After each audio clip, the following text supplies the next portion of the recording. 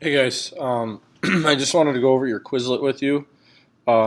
You'll find it on your Thursday calendar. You're already there because that's where you need to be. So it would be under just Thursday, and it says Quizlet and video. But I did want to go over it with you, just the terms on there. So we'll quick click on that Quizlet.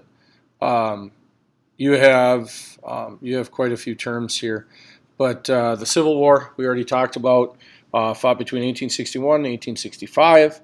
It was a war between the North and the South, and it was fought for many different reasons. One of the reasons being slavery. There was other reasons, but your main reason being slavery. Number two, the law provided for harsh treatment. The Fugitive Slave Act. The law provided for harsh treatment for escaped slaves and who helped them, allowed Southerners to retrieve slaves from the northern states. This was actually enacted before the Civil War. It was to kind of preserve so the war wouldn't be fought. The Congress passed it. Southerners, if a slave would escape to anywhere, were able to retrieve those slaves from wherever they went. The problem is there was no, if you were a black person at the time, you had to produce papers saying you were free, and if you didn't have those papers on you, you could be sold into slavery. Well, you could have been free and just not had your papers on you, and it was an excuse for these slave catchers to make money. They didn't care whether you were free or not. So many excuse me, many free men were actually sold back into slavery because of this law. Harriet Beecher Stowe was an abolitionist, and she wrote the most famous book on slavery called Uncle Tom's Cabin. And what it did for the first time is the North turned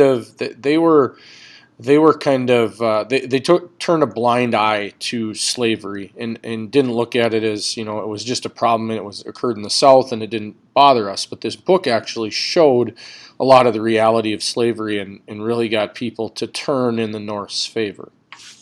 The Kansas-Nebraska Act was an act that basically what happened was Kansas and Nebraska, instead of one going in as a free state and one going in as a slave state into the United States as states, they let the voters decide. Well, when the voters decided, what happened is a bunch of abolitionists moved to each state so they could vote in favor of Kansas or Nebraska. And what it did is it took and made the pro-slavery and the anti-slavery people fight in these states, and so much so it was called, especially in Kansas, it was called Bleeding Kansas. Both states ended up coming in as free. The Confederate States, they're the states that seceded, fought on the southern side.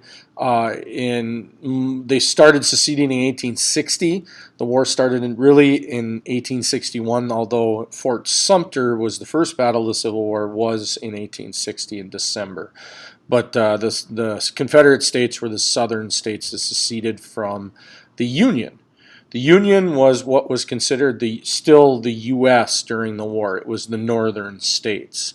The gray being the Confederate States, the blue being the Union States. Robert E. Lee, he was a commanding general of the Confederacy. He was the only general of the Confederacy, the head officer during the Civil War. Ulysses S. Grant, he was, I think, the fourth commanding officer of the Union Army. He was the one to end the war. And one of the things that Abe Lincoln said about him is, why is he the best commander? Well, they said he fights, and he did. He aggressively attacked the South, and that was needed to end the war. Gettysburg, we've talked about. It's the turning point of the war, biggest battle of the war. Was over the 4th of July in 1863. The Emancipation Proclamation set slaves free by Abraham Lincoln.